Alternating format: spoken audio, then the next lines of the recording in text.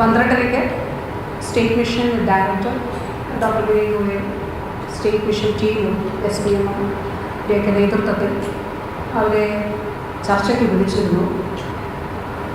അപ്പോൾ ആ ചർച്ചയിൽ ഒരു സമരം പിൻവലിക്കുന്ന തീരുമാനമാകാത്തതുകൊണ്ടും മന്ത്രിയോട് ചർച്ച ചെയ്യണമെന്ന് അവരാവശ്യപ്പെട്ടതിൻ്റെ അടിസ്ഥാനത്തിലും ഇന്ന് ഉച്ച കഴിഞ്ഞ് 3-ലേക്ക് അവരെ ചർച്ചയ്ക്ക് വിളിച്ചിരുന്നു.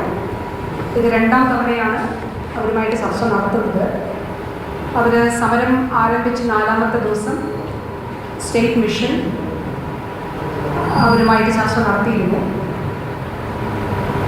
അതിൻ്റെ ആ ചർച്ചയിലും മിനിസ്റ്ററുമായിട്ട് ചർച്ച ചെയ്യണമെന്ന് പറഞ്ഞപ്പോൾ പിറ്റേന്ന് 15-ാം തീയതി 10 മണിക്ക് എൻ്റെ ഓഫീസിൽ വെച്ച് അവരുമായിട്ട് ചർച്ച നടത്തിയിരുന്നു. അപ്പോൾ ഇന്നത്തെ ചർച്ചയിൽ ആദ്യം തന്നെ ഞാൻ അഭ്യർത്ഥിച്ചത് ഈ സമരത്തിൽ നിന്ന് പിൻവാങ്ങണം എന്നുള്ളതായിരുന്നു. ആദ്യം 15-ാം തീയതി ഞാൻ നടത്തിയ ചർച്ചയിലും സമരം അവസാനിപ്പിക്കണമെന്ന് ഞാൻ ആവശ്യപ്പെട്ടിരുന്നു. അവർ പറഞ്ഞതെല്ലാം വളരെ അനുഭാവപൂർവ്വം കേട്ടു. ഞാൻ മുൻപ് പറഞ്ഞതുപോലെ 1.5 മണിക്കൂറിലധികം 1 മണിക്കൂർ 40 മിനിറ്റ് ഓർക്കാൻ കാരണം 11-ക്ക് എനിക്ക് മീറ്റിംഗ് ഉണ്ടായിരുന്നു. അപ്പോൾ ഞാൻ അതിന് കൂടുതൽ സമയമെടുത്ത് ചർച്ച ചെയ്തിരുന്നു. അപ്പോൾ സമരത്തിൽ നിന്ന് പിൻവാങ്ങണമെന്ന അഭ്യർത്ഥനയാണ് അന്നും ഞാൻ അവസാനം പറഞ്ഞത്. അപ്പോൾ അവർ പുറത്തു പോയിട്ട് ആലോചിച്ചിട്ട് വരാമെന്നാണ് പറഞ്ഞത്. പക്ഷേ പിന്നീട് സമരത്തിൽ നിന്ന് പിൻവാങ്ങില്ല എന്ന് പുറത്ത് പ്രഖ്യാപിക്കുന്നതാണ് കണ്ടത്. അപ്പോൾ ഇന്നും ഇക്കാര്യം ആദ്യമേ തന്നെ ഉന്നയിച്ചിരുന്നു.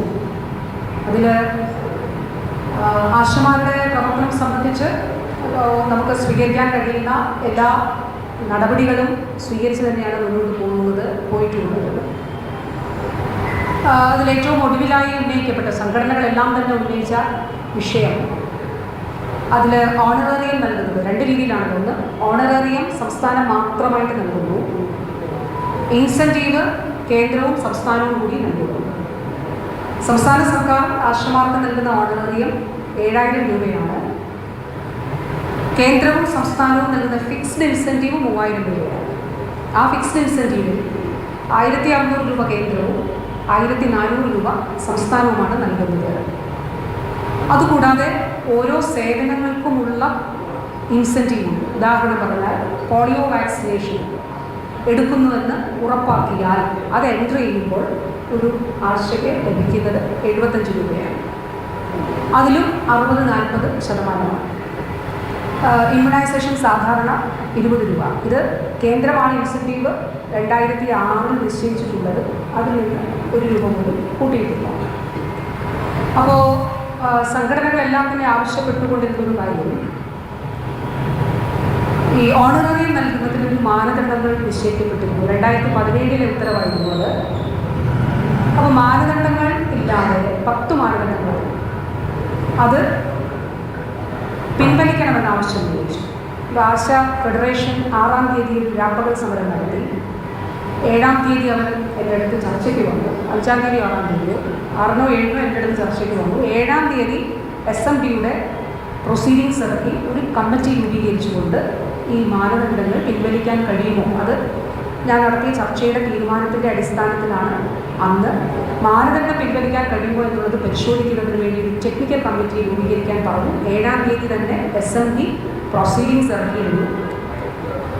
ഇവർ 10-ാം തീയതിയാണ് സമരം തുടങ്ങുന്നത്. 14-ാം തീയതിയോ 15-ന് എൻ്റെ അടുത്ത് ഒരു ചർച്ചയ്ക്ക് വന്നപ്പോൾ ഇക്കാര്യം ഞാൻ പറഞ്ഞിരുന്നു. 2 ആഴ്ചക്കുള്ളിൽ എന്നുള്ളതാണ് പറഞ്ഞിരുന്നത്. ഈ ടെക്നിക്കൽ കമ്മിറ്റി ഇക്കാര്യം വിശദമായിട്ട് പരിശോധിച്ചിട്ട് പ്രപ്പോസൽ നൽകണമെന്ന് പറഞ്ഞിരുന്നു. അന്നത്തെ ചർച്ചയിലും ഇക്കാര്യം പറഞ്ഞു. അപ്പോൾ ആശമാരുടെ ഭാഗത്ത് ഇങ്ങനൊരു ആവശ്യമുണ്ടായ സാഹചര്യത്തിൽ ആ മാനദണ്ഡങ്ങൾ പിൻവലിച്ചുകൊണ്ടുള്ള തീരുമാനമുണ്ടായി. അത് നമ്മൾ നടപ്പിലാക്കി ആ ഉത്തരവ് വരികയും ചെയ്തിട്ടുണ്ട്.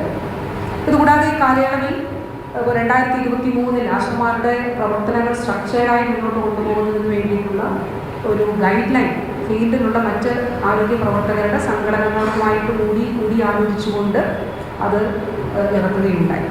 അപ്പോൾ ഇവർക്ക് ഏറ്റവും നല്ല നിലയിലുള്ള ഒരു പ്രവർത്തന സാഹചര്യം ഉണ്ടാകുന്നതിനാണ് സർക്കാർ ശ്രമിക്കുന്നത്.